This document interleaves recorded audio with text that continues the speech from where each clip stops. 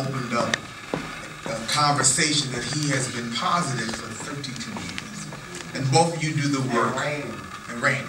And both of you do the work, and you know the numbers. You know that black gay, 46% of black gay men are HIV positive. In fact, in 2011, when the CDC put out new data that said across demographics, new HIV infection rates went down, except for with black gay men, there was a 48% increase. That black gay men have a higher HIV prevalence rate in the world outside of Botswana. How do you, particularly as a young person in the Kiki scene, deal with this epidemic in the Kiki scene? And Jay Lynn, as a person who's just been deemed legend, but just started doing the work, how are you able to grapple this, and particularly you as a mother of a house? Okay. Hello everyone. For me, I think it's all about the connection, relatability. You know, being hired at HMI, I think one of the most important things was that the youth could see themselves in me. You know, as I stand there in front of them, it's about me being a black gay man that is Ballroom, and when you look at yourself, you see me. So I've been there, I've seen the struggles, and it's really about me building that connection with them so that way that I can, you know, just give them a bit of a guidance, you know, steer them down the right way. And I mean, I'm out there with them. Even so yesterday, we just had a Kiki function, and you know, our co-workers, they're rushing them out the door, but for me, I was outside with them, and it's the smallest thing, like, baby, put your coat on, it's cold out here. You know, that shows them that we care, that I care about them. You know, and then at those moments when, you know, they're in Kiki Lounge and they're voguing their hearts off, but if I could just take them to the side for a minute and just have that one-on-one conversation about the sex that they're having, you know, about the things that they're doing. And not degrading or putting anyone down, but just really thinking about positive alternatives, you know? And that's it, the work, showing them that they're valued, and just really, you know, being there. And Twiggy, you the same thing. One of the things I'm real mindful of is that you and a lot of the kids in the Kiki scene, y'all did a march and a visual when quite a few Kiki people that died. And y'all were there when his son Nettles got murdered and had the rally. And when Mark got shot, it was more younger people in the march than an older generation. So I'm real mindful of that. So how do you do this? Well, it's common knowledge, and maybe not so common knowledge, that youth are the people who drive change in the world, right? And so being one of the people who other people consider an impetus in the Kiki scene, I take the things that I've learned from the older generation, which is a big difference in the two films, right, in between Paris and Burning and this. You could tell that Paris was related to this person, or this person was their child, whereas in this film, you might not know that Tara's my mother, and Hector's my grandfather, and Alexis is my sister, and Japan is my sister. You don't know that there's a connection like that. And so, using those connections and the lessons that you learn from older generations is what I've done the most. And so I find that in the 10 years that I've been in Ballroom, I've been blessed and privy to have people around me who have taught me those older ways, and I've carried that into my Kiki houses that I've created, as well as the people that I've met in the Kiki scene. And so, like Jay Lynn said, one of the most important things is being able to see yourself in someone else. And so I'm not that old. Everyone knows that I'm probably the youngest person on this panel. And so they can see themselves in me, that's for one. And two, I don't give a fuck how many balls they walk. I don't give a fuck how many trophies they bring home. What I care about is, are they in school? Did they graduate? When did they graduate?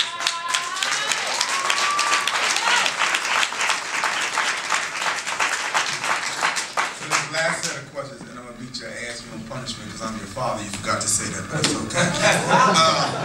This last set of questions is to Rodney in Japan. Since Seven's real thesis was around this power dynamic between younger and older people in the community, do you, Rodney, think that older people in the community are holding on to power and preventing younger people from sharing that power? In Japan, do you think that younger people are trying to move older people out the way and invisibilize them? So I guess this is the moment of truth, right? Sometimes I do. Sometimes I do. I will be honest.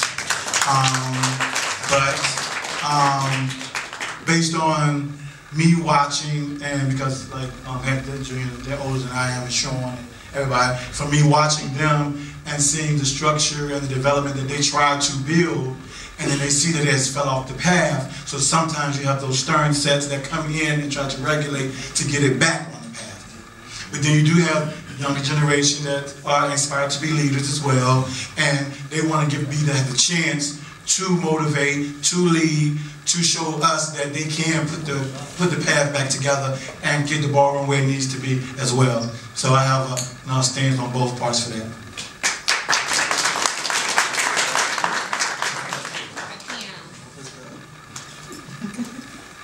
So your question is, do you think that younger people are trying to overtake power and trying to invisibilize older people?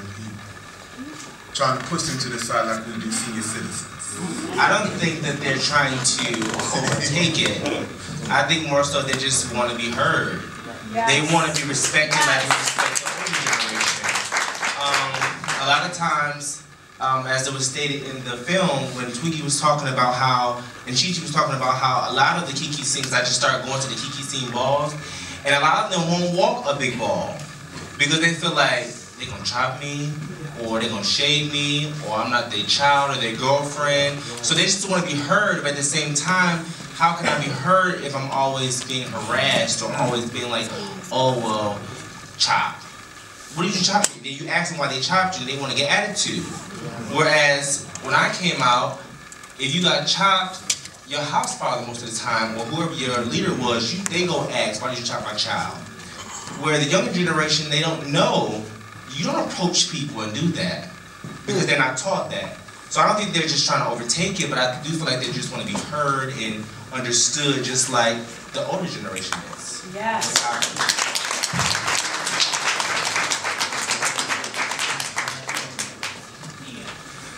Okay, in the essence of time, we're going to have to start to kind of wrap it up. I did want to say to everyone here, I greatly appreciate, for me as running Black Pride and also supporting the ballroom community, that it's beautiful to look out to see this room filled of us supporting each other.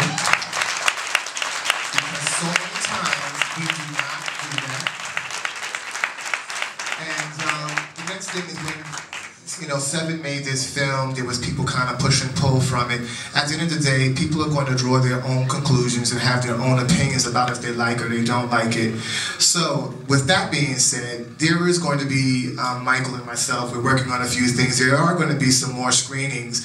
So I'm asking everyone here, if you think that this film did represent the ballroom community in a positive light, or was speaking truth about the state of the ballroom community, it wasn't necessarily about a bad versus good. Maybe you will help me to encourage people, because he really did this film for us to open up a dialogue to talk about what's really going on in the ballroom community. It necessarily wasn't about this is right, this is wrong, this is bad, and this is not bad. It's for us to talk about the situation. It's a community project. So, help me to encourage more people to come out and let's keep this dialogue going. Maybe there will be some better answers and more respect coming out for what's happening in the community. And so I also wanted to announce there is going to be sort of an after party. We're all kind of going to do like a meetup over at Club XL tonight. So I'm asking everybody to meet me over at Club XL and let's shake a leg and let's party together. If that's so, if you're so inclined to do such. And I also want to encourage people to please support my sister, Miss Tyra Ross, and her book. Again, it's us supporting us. And one last thing before I let Michael say a few more words to wrap it all up. I'm going to ask everybody to please, when we leave, to kind of exit quickly and not linger, because this is a residence, okay? People do live upstairs, so we're going to try to get everybody to leave kind of quickly. And again, I love you and I thank you all for coming and being supportive. So real quick, there is a Rebirth in Paris ball tomorrow, right? East New York, 6 o'clock. So please, the Rebirth in Paris ball. It's entitled Bridging the Gap. It's called Bridging the Gap in East New York at Housing Works. The other thing is, what Lee was talking about, April 17th, we are going to do a film festival, including Seven's film at Union Theological Seminary. The last thing is, Tyra does have, Kari does have her books.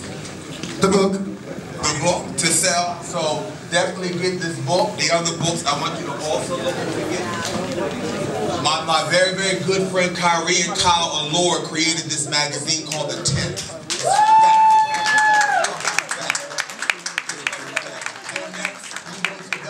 www.the10thzine.com. Their next magazine is coming out January 10th. All right. Thank you all so very much. And have a good night. Travel safely.